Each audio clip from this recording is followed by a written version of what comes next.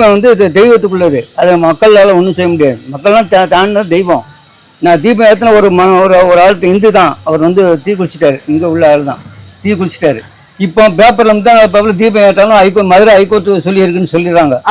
அது தீபம் வந்து தெய்வத்துக்கு ஒன்றும் பண்ணக்கூடாது. அதெல்லாம் அது ஒரு பக்கம் இது ஒரு பக்கம் அப்படி இருக்க வேண்டியது. மேலே அல்லா கோயில் இருக்குது, அல்லா கோயில் போகக்கூடாது. சர்ச் இருக்கு, சர்ச்சுக்கு அந்த மாதிரி சொல்லலையா? அல்லாஹ் சொல்லி திருமணம் பண்ணி முஸ்லிம்கள் வந்து அவங்களுடைய கடவுள் அவங்களுடைய தர்காவை தொழுகலாம். அதே மாதிரி இந்துக்கள் வந்து அவங்களுடைய கடவுளை வழிபடலாம், தீபம் ஏத்தலாம்னு சொன்னாங்க. ஆனா திமுக அது நாங்க அது பேச நாங்க எதிர்ப்பு தெரிவிப்போம். நாங்க இந்துக்கள் நாங்க தெரிவிப்போம், எல்லாம் செய்வோம். அங்க எந்த ஜாதி மதம் மேல இருந்தாலும் இந்துக்கள் நாங்க இது பண்ணுவோம். அவருக்குள்ள தீபம் ஏத்துதான் ஆகணும். இதை திருவண்ணாமலை சொல்ல முடியுமா? முடியாது. கண்டிப்பா. அது எவ்வளவு ஜனம் வருது, எவ்வளவு கோடி ஜனம். அதே போல இந்த பாதி அந்தந்த சக்தி நாங்க கோயிலுக்கு இது பண்றாங்க. அதெல்லாம் தெய்வத்துக்கு எதுவும் பண்ணக்கூடாது. தெய்வம் வந்து ஒரு மக்களால் மேல்பட்டது. அதனால நம்ம உயிரை கொடுக்கணும். கண்டிப்பா இந்துக்கள் ஜெயிச்சிட்டாங்க அப்படின்னு சொல்றீங்களா?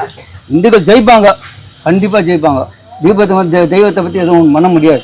தீபம் ஏற்றுவாங்க. இப்போ இங்கே தான் விளக்கு ஏற்றாங்க, நாங்கள் போய் விளக்கு ஏற்றணும்னு சொல்ல முடியுமா? தெய்வம் ஒன்று இருக்குதான் செய்யுது. அதுல மனுஷன் கிடையாது. நம்ம சுவாசிக்கிற காத்தே தெய்வம் தான். அதனால நம்ம அது வந்து இந்த மாதிரி பண்ணக்கூடாது. இப்போ இவங்க வந்து இது பண்ணுறாங்கன்னா அது வந்து வன்முறை ஆகிடும்.